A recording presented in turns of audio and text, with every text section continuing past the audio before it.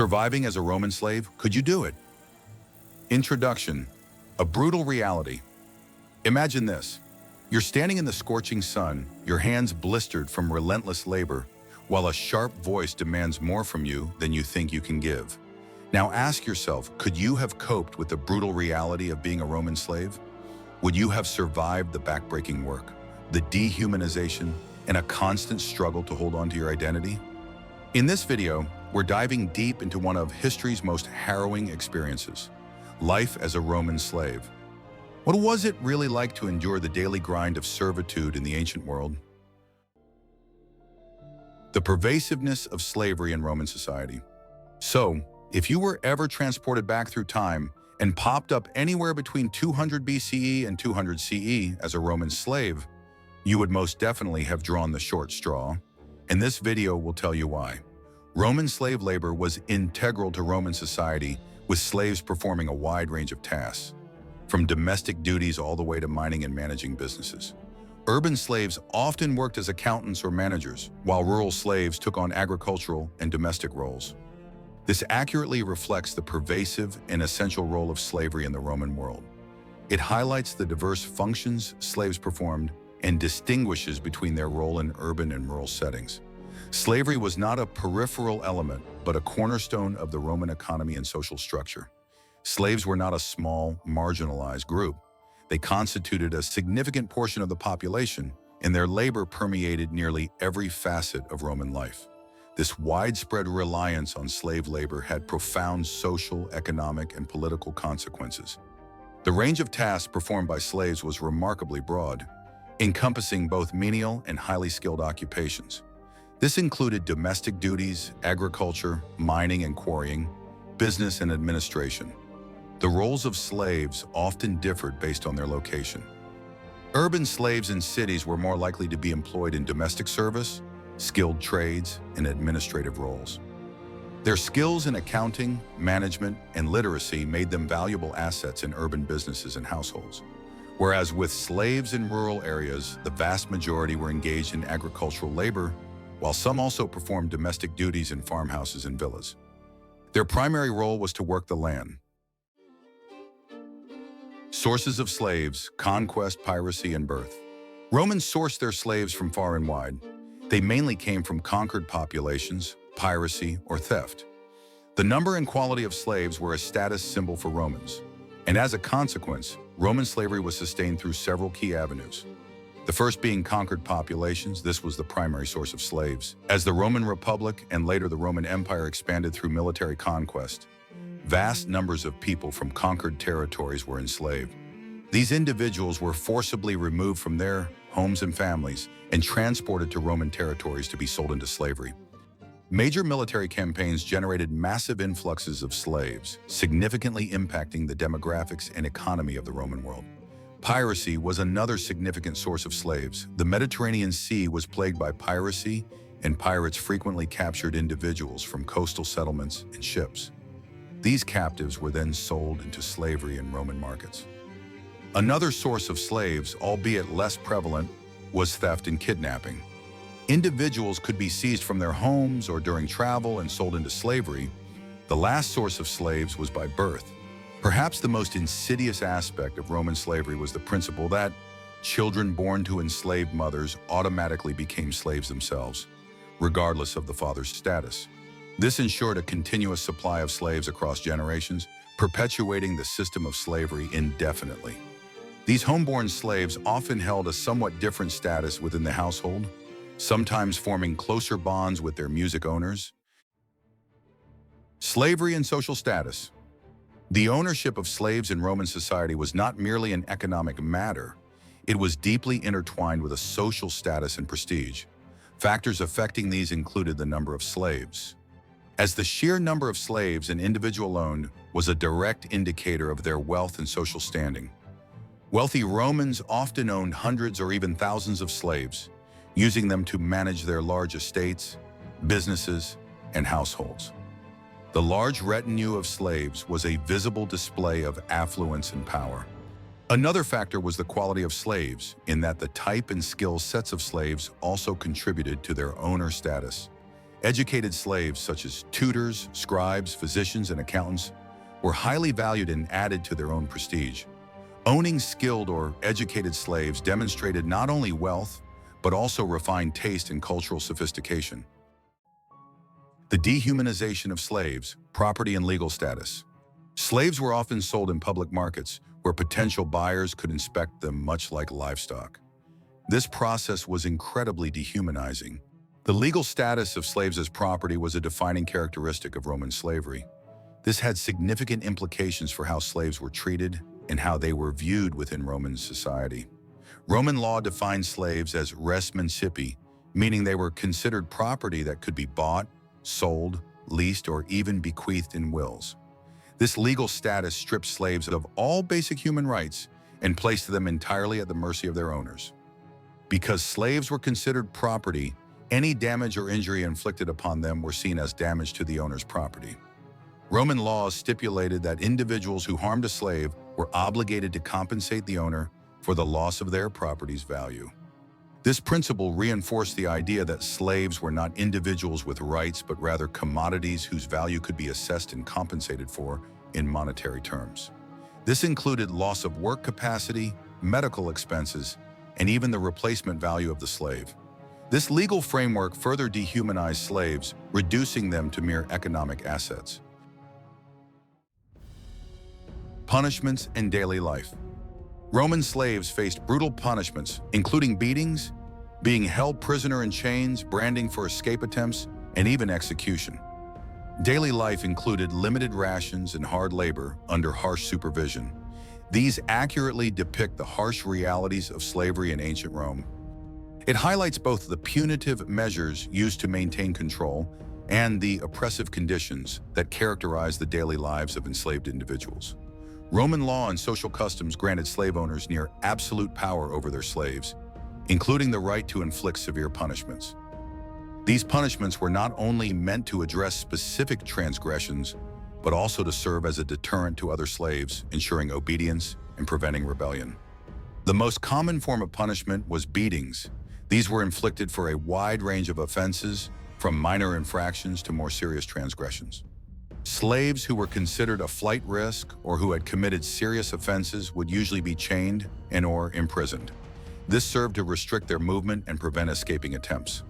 Chains were a constant reminder of their enslaved status and the limitations placed upon their freedom.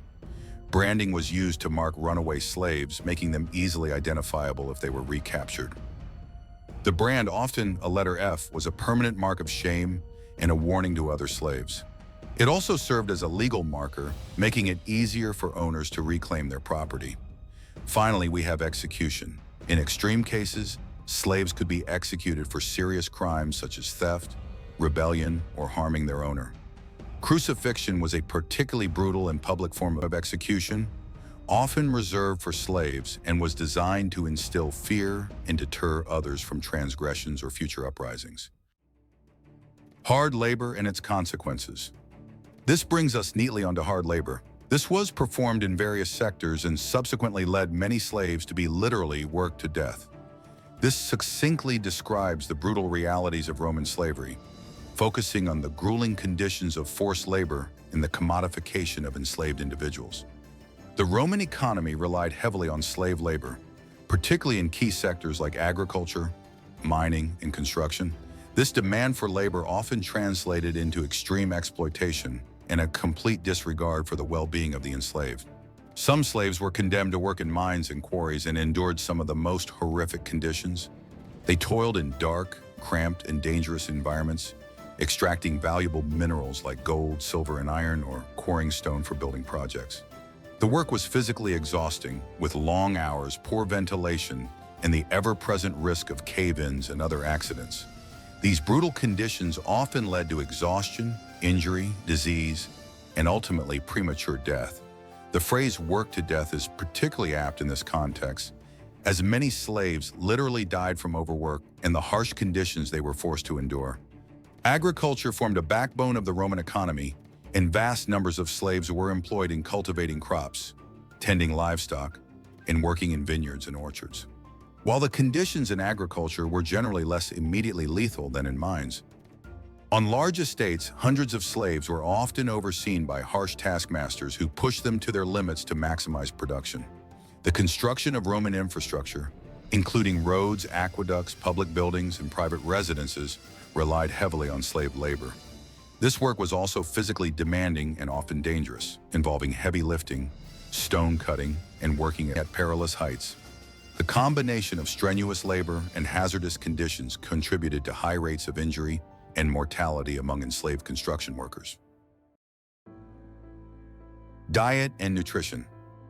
The basic diet of most Roman slaves was simple and often monotonous, consisting primarily of bread made from coarse grains like wheat or barley. This was the staple food for most slaves, and it provided the bulk of their calorific intake. Diluted wine, known as posca, was a common beverage, providing hydration and some additional calories. It was often mixed with water or vinegar. Slaves also consumed an olive-based relish. This was a simple spread or relish made from olives, herbs, cheese, and sometimes garlic. It provided some flavor and variety to the otherwise bland diet. These basic foods were often supplemented by food grown in gardens. Some slaves, particularly those on rural estates or in urban households with gardens, could supplement their rations with vegetables, fruits, and herbs grown on small plots. Other sources of food that were available to some slaves were acquired by wild foraging.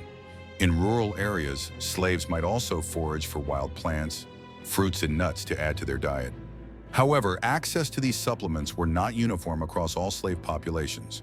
A distinction existed between those working in harsh conditions, such as mines or large agricultural estates, and those in domestic music service. Domestic slaves also had access to food left over from their masters. This food provided them with more varied and nutritious fare than the basic rations given to other slaves. This is a crucial distinction as it shows a difference in treatment and access to resources depending on the type of slavery. It is important to note that even for domestic slaves, food was often used as a means of control. Adequate nutrition was provided only to the extent necessary to maintain their ability to work. Furthermore, while domestic slaves might have had slightly better access to food, they were still subject to the whims of their owners and could face periods of deprivation or music punishment. Limited freedom of movement and control. While rural slaves were often confined to estates or agricultural fields, urban slaves, particularly those in domestic service or with specialized skills, sometimes enjoyed a limited degree of freedom of movement within the city. This might involve running errands, delivering messages, or conducting business on behalf of their owners. This freedom, however, should not be mistaken for actual liberty. It was always conditional and subject to the owner's will. Despite this limited mobility, slaves remained under strict control. This control was maintained through several means. As property, slaves were subject to their owner's authority and could be punished for any perceived transgression. This legal framework served as a constant reminder of their lack of freedom. Even when physically away from their owners, slaves were aware of the social hierarchy and the potential consequences of disobedience. This social pressure acted as a form of self-regulation. The slave would constantly feel as though they were under surveillance, and they were. While, of course, this was not always direct and obvious, the possibility of being watched or reported by others served as a deterrent against escape or misbehavior. Unlike some other slave societies where specific clothing or markings were used to identify slaves, in Roman cities, there was no standard slave uniform. This lack of visual distinction meant that slaves blended into the urban population, making it difficult for outsiders to distinguish them from free people. This lack of clear visual distinction further complicated the social dynamics and added another layer to the control exerted over slaves. Slaves were often made to carry their wealthy masters around the city in sedan chairs. This was a common sight in Roman cities and served as a visual display of social status and power. It also highlights the subservient role of slaves and their use as a means of personal transport for their owners. Gladiators, a unique position. Not all Roman slaves were destined for menial labor in fields or mines. Some were specifically trained as gladiators, professional fighters who entertained crowds in public arenas. These gladiators, while still legally slaves, occupied a unique position within Roman society. Many gladiators lived in cells equipped with heating and plumbing. This relatively comfortable living arrangement reflected their value as performers. Gladiators were expensive to acquire and train, representing a significant investment for their owners. Providing them with decent living conditions ensured their health and well-being, maximizing their performance potential. This is a crucial point. These comforts were not granted out of compassion, but rather out of economic self-interest. Gladiatorial training was rigorous and demanding, and was designed to prepare them for the brutal realities of arena combat. They were trained in various fighting styles and weapon types, and they underwent intense physical conditioning to enhance their strength, agility, and endurance. This training was essential not only for their survival in the arena, but also for the quality of the spectacle they provided. Despite their specialized training and relatively comfortable living conditions, gladiators faced extreme danger in the arena. Their battles were often to the death, and they faced a variety of opponents, including other gladiators, condemned criminals fighting for their lives, and wild animals. These animal hunts were particularly dangerous, pitting gladiators against exotic creatures like lions, tigers, bears, and bulls. This paradoxical existence highlights the complex and often brutal nature of Roman slavery. Slave rebellions, Spartacus. The conditions Roman slaves had to endure, particularly those working hard labor, often led to high mortality rates and fueled resentment among the enslaved, creating fertile ground for rebellion. The most famous example of such a revolt is the Spartacus-led uprising that happened in 73-71 BCE. Spartacus, a Thracian gladiator, led a large-scale slave rebellion that posed a serious threat to Roman authority. This revolt and others demonstrated the inherent instability of a society built on slavery and the potential for violent resistance from the music slaved. Enlightened slave owners and promises of freedom. However, not all slave owners treated their slaves with cruelty. Many of the more enlightened slave owners recognized that treating their slaves well could increase productivity and reduce the risk of rebellion or escape. This pragmatic approach was based on economic self-interest rather than humanitarian concerns. Well-treated slaves were more likely to be loyal, productive, and less likely to engage in disruptive behavior. The use of promises of freedom as a motivational tool is another important aspect of Roman slavery. These promises, often of manumission, which was a formal release from slavery after a certain period of service or upon the completion of a specific task, served as a powerful incentive for slaves to work hard and remain obedient. This tactic allowed owners to extract more life from their slaves while simultaneously offering a glimmer of hope for a better future. However, these promises were not always kept, and their use was primarily, in most cases, a means of control. Female and child slaves, exploitation and abuse. Female slaves in ancient Rome were employed in a range of occupations, primarily within the domestic sphere and in certain specialized industries. A domestic servant was the most common role for an enslaved woman. They performed a wide array of household tasks, including cooking, cleaning, laundry, childcare, and serving as personal attendants to their mistresses. Their labor was essential for the functioning of Roman households, particularly those of wealthy families, where they often formed a significant part of the household staff. Some enslaved women possessed specialized skills such as weaving, spinning, embroidery, and dressmaking. These skills were highly valued, and these women often worked in workshops or within wealthy households, producing textiles, clothing, and other goods. Their skills contributed significantly to the Roman economy and the household economy of their owners. Factory work was less prevalent than domestic service or a skilled trade. Some enslaved women were also employed in workshops, performing tasks related to food processing, pottery production, or other industrial activities. This type of labor was often more physically demanding and less personal than domestic service. In some instances, particularly within domestic settings, relationships of trust and even affection could develop between enslaved women and their owners. This was more likely in cases where enslaved women had served a family for many years or who had developed close bonds with the children they cared for.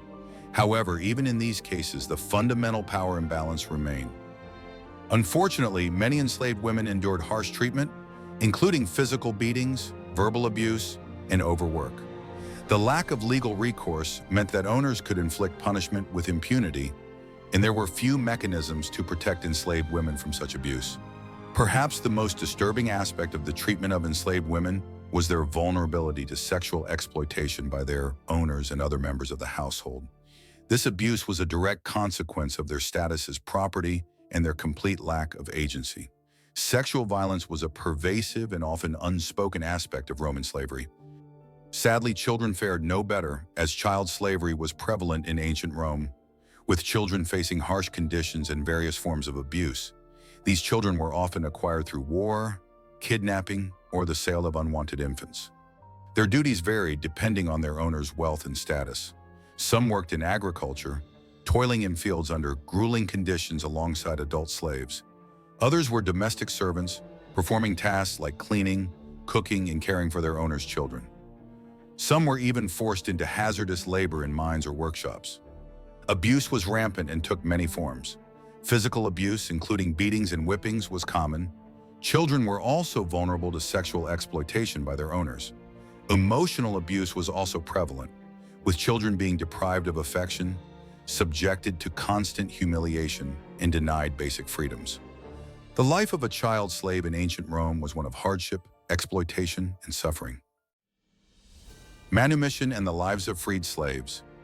While slavery was a pervasive institution in Roman society, it was not an entirely closed system. Freedom was attainable for some slaves through several avenues. Manumission was the most common method of gaining freedom. Manumission was the formal act by which a slave owner granted freedom to their slave. This could be done through a formal legal ceremony, by declaration in front of witnesses, or in a master's will. Some slaves, particularly those with skills who were allowed to manage their own small businesses, were able to accumulate enough money to purchase their freedom. This was a less common but still significant pathway to liberation. However, conditions for freed slaves were restrictive. Freedmen, or liberti, did not enjoy the same rights and privileges as freeborn citizens. They faced certain social and legal limitations, including often being tied to their former owners. This relationship could limit their autonomy and economic opportunities. Despite their legal freedom, freedmen often faced social prejudice and were considered lower in social status than the freeborn citizens. They generally did not have full political rights, such as holding public office. However, in all said and done, the possibility of freedom was entirely dependent on the individual slave owner. Some owners were more willing to free their slaves than others, while some slaves were subjected to such harsh conditions that the possibility of purchasing their freedom or being granted it was virtually non-existent. The lives of many slaves were marked by unrelenting hardship and a complete lack of hope for liberation. The decline of Roman slavery. The end of Roman slavery was a slow and gradual process spanning several centuries rather than a single event. While it never fully disappeared, its prevalence in Roman society diminished significantly during the 3rd to the 7th centuries CE. Several factors contributed to this decline. The Roman economy underwent significant changes with a decline in large-scale agriculture and a rise in tenant farming. This reduced the demand for large numbers of slaves and agricultural labor. Another factor was due to the end of Roman expansion. This, of course, reduced the influx of new slaves captured through warfare. The rise of Christianity, while not directly abolishing slavery, promoted the freeing of slaves and influenced legal reforms that improved the status of slaves. By the 7th century CE, traditional Roman slavery had largely been replaced by other forms of labor, such as serfdom and tenant farming. These systems involved labor employed who were bound to the land and owed obligations to the landowners, but they also had certain rights and protections that slaves did not. While slavery persisted in some forms and regions, it no longer held the central economic and social role it had in earlier Roman history. Conclusion.